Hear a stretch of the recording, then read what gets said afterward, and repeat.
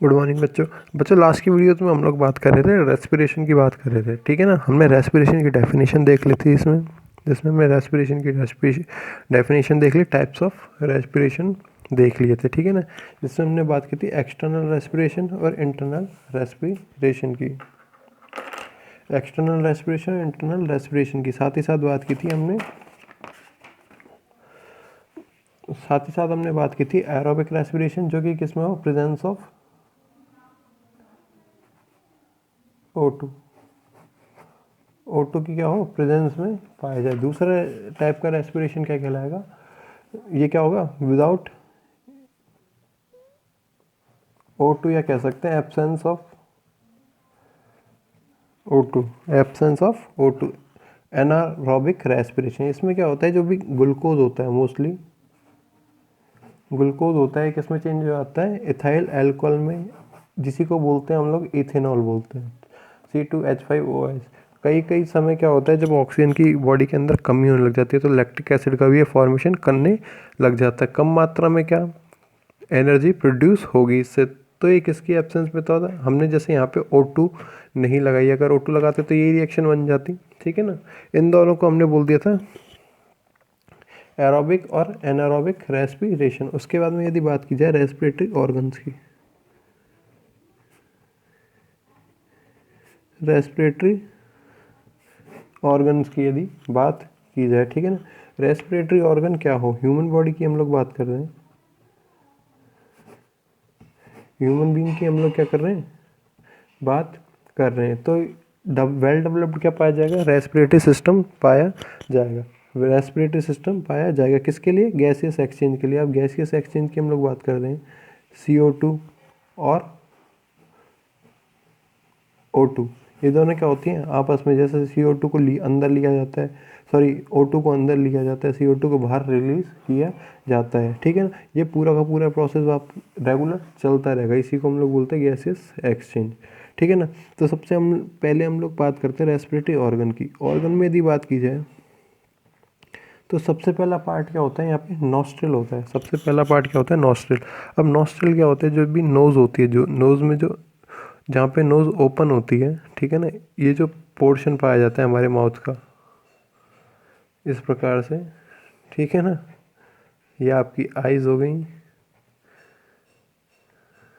ये आपकी क्या हो गई, नोज़, सॉरी नोस्ट्रिल्स, ये हो जाएगी आपकी नोज़, ठीक है ना। तो ये नॉस्ट्रिल्स क्या होंगे, ये होंगे जिसमें हेयर्स पाए जाते हैं। और हेयर्स पाए जाने का भी कारण होता है, जितने भी माइक्रो ऑर्गेनिज्म या कह सकते हैं हम लोग सांस लेते हैं, सांस के साथ कुछ माइक्रो पार्टिकल्स होते हैं, जैसे कि उनमें कोई भी सिलिका पार्टिकल्स हो सकते हैं, मतलब धूल के कण हो सकते हैं, पॉलन ग्रेन्स हो सकते हैं, जो कि प्लांट से निकलते हैं।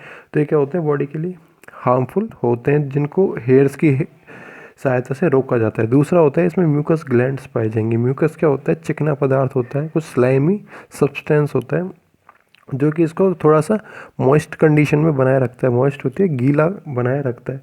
कोई भी पार्टिकल होगा हेयर से रुकेगा, हेयर से नहीं रुकेगा तो वो आगे जाएगा। जैसे ही तो मॉइस्ट कंडीशन पाई जा रही है, गीलापन पाया जा रहा है, स्लाइमी लेयर पाई जा रही है, जिसके कारण वो नॉस्ट्रिल के अंदर क्या हो जाएगा, जमा हो जाएगा, लंग्स तक नहीं पहुंच पाएगा। तो ये क्या होता है, एक बैरियर होता है, किसके लिए, माइक्रो पार्टिकल्स के लिए। माइक्रो पार्टिकल्स के लिए क्या होगा, एक बैरियर की तरह काम करेगा, ठीक है ना। तो ये हो जाएगा सबसे पहले नॉस्ट्रिल। नॉस्ट्रिल के बाद में हम लोग थोड़ा सा आगे चलते हैं। नॉस्ट्रिल के बाद में जैसे हम लोग नॉस्ट्रिल की सहायता से क्या लेते हैं, हम लोग O2 को लेते हैं और CO2 को रिलीज करते हैं, ठीक है ना। नॉस्ट्रिल के बाद में आता है नेजल कैविटी। नेजल कैविटी, अब नेजल कैविटी क्या हो, ये जो छेद थे इनको हमने नॉस्ट्रिल बोलता। इसके ऊपर की जो पूरा ट्यूब लाइक स्ट्रक्चर पाया जाता है नोज़ में, इसको बोलते हैं हम लोग नेजल कैविटी। इसके बोलते हैं हम लोग नेजल कैविटी। नेजल कैविटी के बाद में जो जितनी भी गैसेज होती हैं, CO2 और H2O दोनों की, CO2 और O2 की दोनों की बात करें हम लोग मिलाकर, ठीक है ना। तो ये जो नेजल कैविटी के बाद में पाई जाएगी किसमें, जैसे कि हम लोग बात करते हैं फेरिंग्स की बात करते हैं एलिमेंट्री कैनाल में, यहाँ तक का जो इसका जो पार्ट होता है रेस्पिरेटरी सिस्टम का और एलिमेंट्री कैनाल का, वो क्या होता है, सेम होता है। इसीलिए इस पार्ट को हम लोग बोल देते हैं नेजो फेरेंजियल कैविटी। नेजो फेरेंजियल कैविटी, ठीक है ना। नेजल कैविटी के बाद में क्या बोला, नेजो फेरेंजियल। नेजो क्यों बोला, ये नाक से आया है, नोज से वर्ड आया है। फेरेंजियल फेरिंग्स से आया है, जो कि क्या होता है, बक्कल कैविटी के बाद में जो गला होता है, थ्रॉट होता है, इसका जो फर्स्ट पार्ट होता है इसको हम लोग बोलते हैं फेरिंग्स, ठीक है ना। इसको बोलते हैं हम लोग फेरिंग्स। यहाँ तक जाएगी क्या, जितनी भी गैसेस हैं वो, ठीक है ना। उसके बाद में ये जाएगी किस में, लैरिंग्स में। उसके बाद में जाएगी लैरिंग्स में। लैरिंग्स को ही क्या बोलते हैं हम लोग, इसको बोलते हैं हम, इसी से क्या निकलती है, वॉइस प्रोड्यूसिंग ऑर्गन। इसी को लैरिंग्स को क्या बोलते हैं, वॉइस प्रोड्यूसिंग ऑर्गन। हिंदी में इसे कंठ बोला जाता है, आप लोगों ने सुना होगा, ठीक है ना। इसी को क्या बोलते हैं हम लोग, लैरिंग्स बोलते हैं, ठीक है ना। यहाँ से ही क्या होता है, जब हम बोलेंगे तो हम उस वक्त सांस लेने की क्रिया कुछ मिली सेकेंड तक के लिए रुक जाएगी, फिर चालू होगी, ये चलती रहती है पूरा का प्रोसेस, ठीक है ना। फिर लैरिंग्स के बाद में क्या होता है, ये पार्ट्स अलग अलग हो जाते हैं। फिर आ जाती है ट्रैकिया रीजन। Trachea region. अब ट्रैकिया रीजन को भी हम लोग देख लेते हैं एक बार, थोड़ा सा मैं क्या रफली डायग्राम बना देता हूँ कुछ।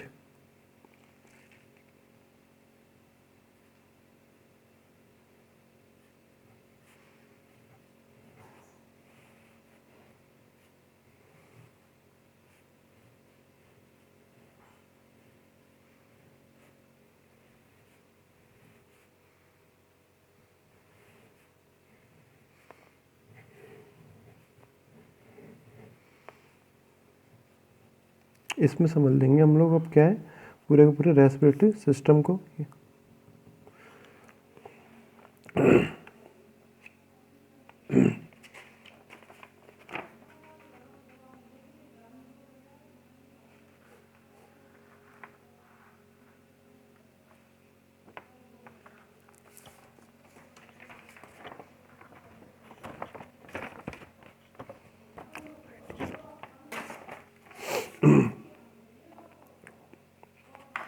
यदि राइट लंग की यदि बात की जाए तो ये क्या होता है, 3 लोब्स का बना हुआ पाया जाता है। लेफ्ट लंग क्या होता है, 2 लोब्स का बना हुआ होता है। उसकी कोई अभी मैटर नहीं है, उसकी हम लोग बात भी नहीं कर रहे। हम लोग बात करते हैं, जैसे कि मैं एक दोबारा प्रोसेस लिख देता हूँ, यहाँ नॉस्ट्रल यहाँ पे लिख देता हूँ मैं, कोई दिक्कत नहीं है।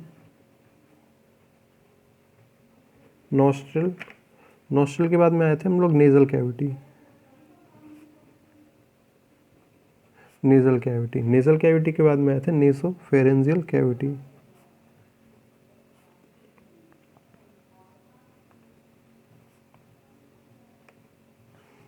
नेसोफेरेंजियल कैविटी के बाद में आए थे हम लोग लैरिंग्स, जैसे हमने बोला था वॉइस प्रोड्यूसिंग ऑर्गन, ठीक है ना। फिर आई थी हमने बात ट्रैकिया की। ट्रैकिया ये जो ऊपर का और फर्स्ट पार्ट होता है हमारे, ठीक है ना, रेस्पिरेटरी ट्रैक्ट का फर्स्ट पार्ट होता है, इसको हम लोग बोलते हैं ट्रैकिया। ठीक है ना। ट्रैकिया के बाद में हम लोग बोलते हैं, ट्रैकिया के बाद में हम लोग बोलते हैं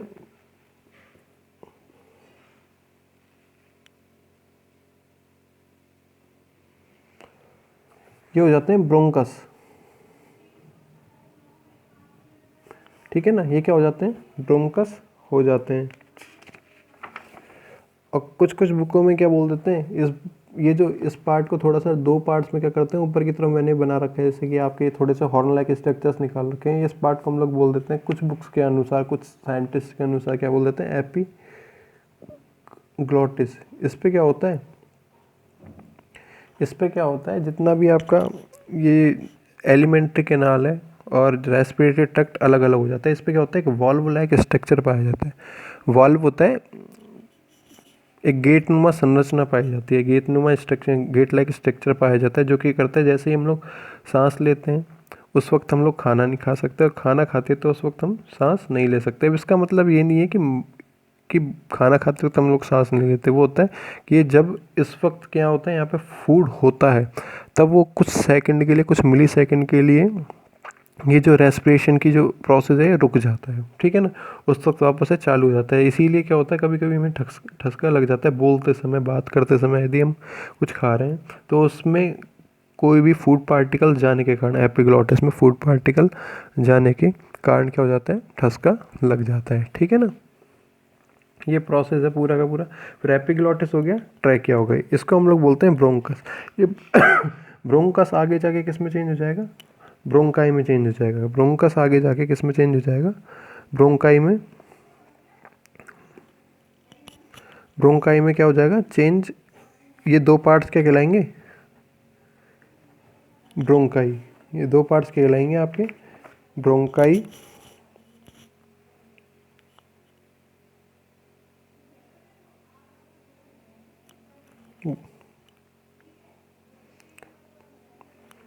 ठीक है ना, ब्रोंकाई कहलाएंगे। अब ये ब्रोंकाई लंग्स तक आ चुके हैं दोनों।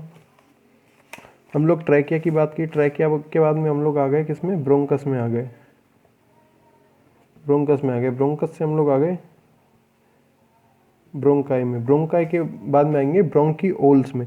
ये भी आगे क्या हो जाएगी, फर्दर डिवाइड पाई जाएगी इस प्रकार से। इस प्रकार से क्या होगी, फर्दर डिवाइड पाई जाएगी। ये जो स्ट्रक्चर पाई जाएगी इसे हम लोग बोलेंगे ब्रोंकियोल। ठीक है ना, ब्रोंकियोल, ब्रोंकियोल। ठीक है ना, ब्रोंकियोल के बाद में हम लोग बात करेंगे, इसमें क्या हो जाएगा, ये जो भी लंग्स बनाए हमने, लंग्स क्या होते हैं बहुत ज़्यादा, इसमें माइन्यूट पोर्स पाए जाएंगे, छोटे छोटे छेद पाए जाएंगे, स्पंज में जैसे छेद होते हैं इस प्रकार से क्या होंगे, इसमें छेद होंगे। इन छेदों को हम लोग बोलते हैं एल्विओलाई। इन छेदों को हम लोग बोलते हैं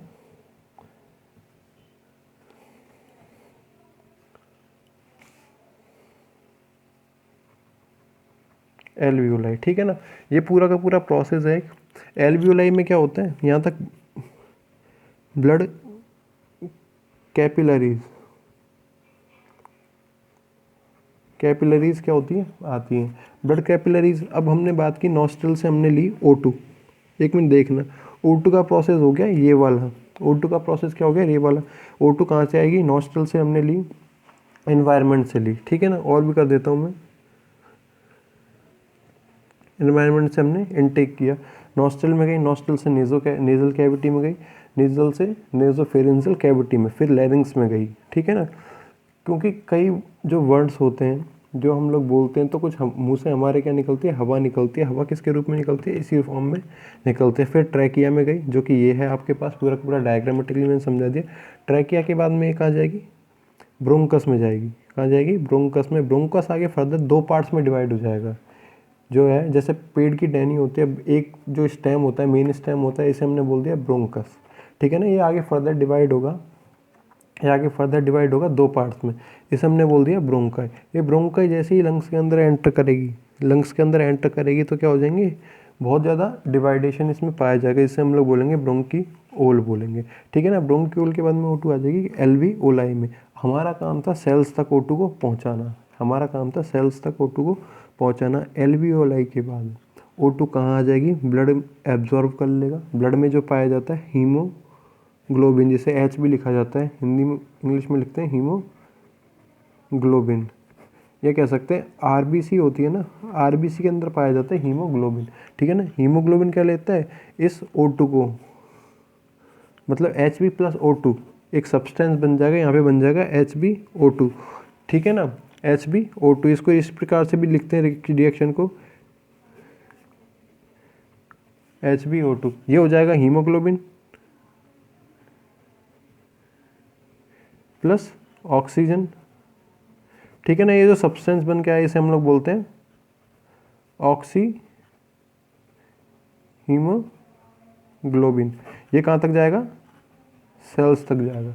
ये कहाँ तक जाएगा, पूरा का पूरा सेल्स तक जाएगा। ठीक है ना, ये पूरा का पूरा एक क्या था, छोटा सा प्रोसेस था, छोटा सा क्या था, एक प्रोसेस था। इसको हम लोग बोलते हैं रेस्पिरेटरी ऑर्गन्स बोलते हैं। तो रेस्पिरेटरी ऑर्गन में क्या हो जाएंगे, पूरे के पूरे हो जाएंगे, जैसे ही nostril, nasal cavity, nasopharyngeal cavity, larynx हो गया, ट्रैकिया हो गया, ब्रोंकाई, लंग्स हो जाएंगे। ठीक है ना, लंग्स में ये सारे पार्ट एल्वियोलाई वगैरह आ जाएंगे। ठीक है ना, अब हमने बात की है लंग्स में क्या होगी, एल्वियोलाई प्रेजेंट है। ठीक है, जो कि नॉस्ट्रल के अंदर हमने बात की है, हेयर पाए जाएंगे, म्यूकस ग्लैंड पाए जाएंगे, जो कि माइक्रोस्कोपिक माइन्यूट पार्टिकल्स को रोकने का काम करेंगी, माइन्यूट पार्टिकल्स को रोकने का काम करेंगी। ठीक है ना। फिर बात की जाएगी, यहाँ एक ढक्कन लाइक स्ट्रक्चर पाया जाएगा ट्रैकिया के ऊपर, इसे हम लोग बोलते हैं एपीग्लॉटिस, एपीग्लॉटिस बोलेंगे। ठीक है, ट्रैकिया की यदि बात की जाएगी तो ट्रैकिया होता है लगभग 12 सेंटीमीटर लंबा। ये जो है एक पार्ट मैंने बनाया है, ठीक है ना, एक हम लगभग होता है 12 सेंटीमीटर लॉन्ग पार्ट, 12 सेंटीमीटर पूरा, जो कि नेक होती है, हमारा थ्रॉट होता है, गला होता है, ठीक है ना, नेक होती है जो गला होता है, इस तक ये पाया जाएगा, इतना बड़ा ये होता है, ठीक है ना, जो कि आगे जाके किस में, ब्रोंकस में पाया जाएगा। अब ये ब्रोंकस, ये क्या है, ये सी लाइक स्ट्रक्चर इस प्रकार से मैंने बना रखी है, आगे क्या जुड़ती जा रही है, तो सी शेप की क्या होंगी, कार्टिलेज की पाई जाएंगी, वॉल्स इसकी, इसमें म्यूकस सेल्स पाए जाएंगे, ठीक है ना, बैक्टीरिया वगैरह के लिए काम करती है, जो कि बैक्टीरिया को एंटर वगैरह नहीं करने देती, ठीक है ना। फिर हमने बात किया राइट लंग क्या होगा, ये राइट लंग था, इसमें हमने 3 लोब बनाए, 3 लोब्स में डिवाइड रहेगा, और ये लेफ्ट जो लंग है ये किस में होगा, ये किस में पाया जाएगा, 2 उसमें पाया जाएगा। अब दूसरी बात आती है, इसके ऊपर क्या पाई जाएगी, प्लूरल मेम्ब्रेन पाई जाएगी, क्या पाई जाएगी, इनके ऊपर, लंग्स के ऊपर पाई जाएगी प्लूरल मेम्ब्रेन, ये जो मैंने बनाई है ये पाई जाएगी प्लूरल मेम्ब्रेन, ठीक है ना। प्लूरल मेम्ब्रेन के अंदर, प्लूरल मेम्ब्रेन और लंग्स के बीच में कुछ स्पेस पाया जा रहा है, जो कि स्पेस इतना है, इतना बड़ा क्या है, स्पेस पाया जा रहा है, इसके अंदर भरा हुआ होता है प्लूरल फ्लूइड, इसके अंदर क्या भरा हुआ होता है, प्लूरल फ्लूइड भरा हुआ पाया जाएगा। जैसे ये क्या होगा, लंग्स फूलेंगे और सिकुड़ेंगे, जैसे हम लोग सांस लेंगे तो फूलेंगे, सांस छोड़ेंगे तो सिकुड़ेंगे। तो इसके लिए क्या होता है, जो फ्रिक्शन होता है, कोई भी चीज़ चलती है, काम करती है, तो उसमें घिसावट ना आए, उसके लिए क्या पाया जाता है, फ्रिक्शन पाया जाता है, ठीक है ना। तो फ्रिक्शन को प्लूरल फ्लूइड क्या करता है, काम वो कम करने का काम करता है। दूसरा इसका काम होता है, जितना भी इसके अंदर जितना भी होगा, एयर नहीं पाई जाएगी किसी प्रकार की, प्लूरल फ्लूइड के अंदर एयर नहीं पाई जाएगी। एक होता है, एक कंडीशन आप लोग पढ़ते हैं निमोनिया की, आपने कभी ना कभी सुना होगा, बच्चों में क्या हो जाता है, निमोनिया हो जाता है। निमोनिया की कंडीशन क्या होती है, लंग्स के अंदर पानी भर जाता है, लंग्स के अंदर क्या हो जाता है, पानी भर जाता है। इससे क्या होता है, ये आसानी से सिकुड़ नहीं सकते, फैल नहीं सकते, सिकुड़ नहीं सकते और फैल नहीं सकते हैं। तो इसी डिजीज़ को हम लोग बोलते हैं निमोनिया बोलते हैं। तो ये क्या हो जाता है, एक छोटी सी स्ट्रक्चर हो जाती है, रेस्पिरेटरी ऑर्गन्स हो जाते हैं, ठीक है ना, रेस्पिरेटरी ऑर्गन्स हो जाते हैं। कल जो नेक्स्ट वीडियो हम लोग मैं डालूंगा उसमें हम लोग देखेंगे रेस्पिरेटरी सिस्टम की बात करेंगे, कि कैसे कैसे जो एयर है वो आएगी और किस प्रकार से एयर जाएगी, ठीक है ना। Thank you.